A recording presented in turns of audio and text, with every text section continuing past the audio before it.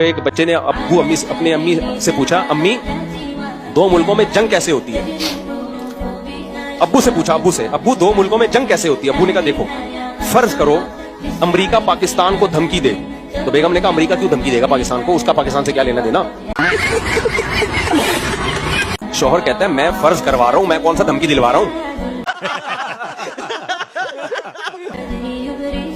تو وہ کہتی ہے کہ فرض بھی تو کوئی اچھی مثال کی جا سکتی، نہیں انڈیا کی مثال فرض کر لیتے،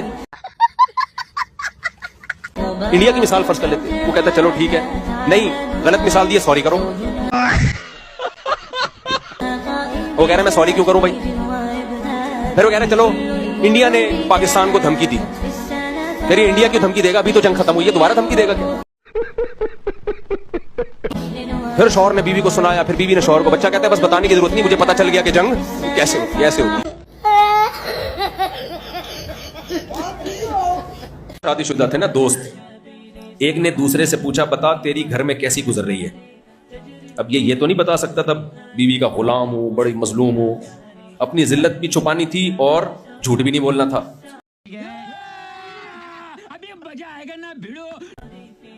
کہتا ہے کچھ بھی نہیں، میری تو بڑی اچھی گزر رہی ہے، اللہ کا شکر ہے، تیرے بھائی کی بدمعاشی تو تجھے پتہ ہی ہے۔ نہیں کہہ رہا ہے صبح اٹھتا ہوں، چائے اپنے لیے میں خود اس لیے بنا دیتا ہوں کہ یار میں خود اچھی چائے بنا لیتا ہوں، تو میں جب بناتا ہوں تو میں سوچتا ہوں چل تیری بھابھی کے لیے بھی ایک کپ اس میں ڈال دوں یار، جب بنی رہی ہے تو وہ بھی پی لے گی۔ یار پھر میں کہتا ہوں جب چائے بنا لی تو پراٹھا بھی خود ہی بنا لو یار، تو پھر میں جب ایک پراٹھا تو میں نے کہا چل دو ڈال دے یار، تیری بھابھی بھی کھا لے گی۔ اچھا کہہ رہے اس کے بعد آفس جاتا ہوں، دوپہر جب کھانے کے لیے آتا ہوں تو لنچ جو ہے پھر میں لیتا ہوا آتا ہوں،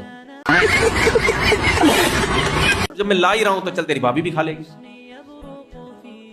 شام کی چائے تو تجھے پتا ہے، میں نے بتایا تھا چائے میں اپنے ہاتھ سے بناتا ہوں، پھر جب بناتا ہوں تو میں سوچتا ہوں ایک کپ اور ڈال دو، تیری بھابھی بھی پی لے گی۔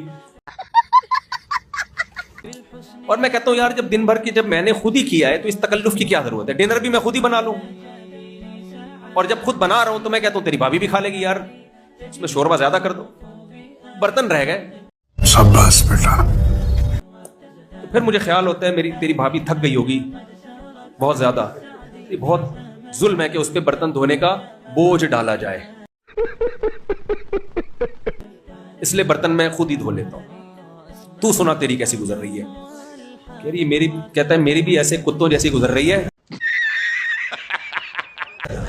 لیکن مجھے ایسے بتانا نہیں آتا جیسے تجھے آتا ہے۔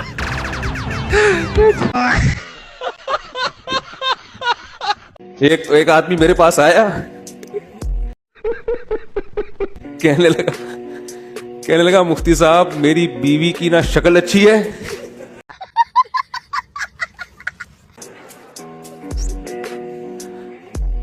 اور نہ بات کرنے کا انداز اچھا ہے، کہہ رہا ہے اتنی بد اخلاق ہے، میں اس سے کہتا ہوں اگر تیری شکل بھی اچھی ہوتی نا میں تیری بد اخلاقی برداشت کر لیتا۔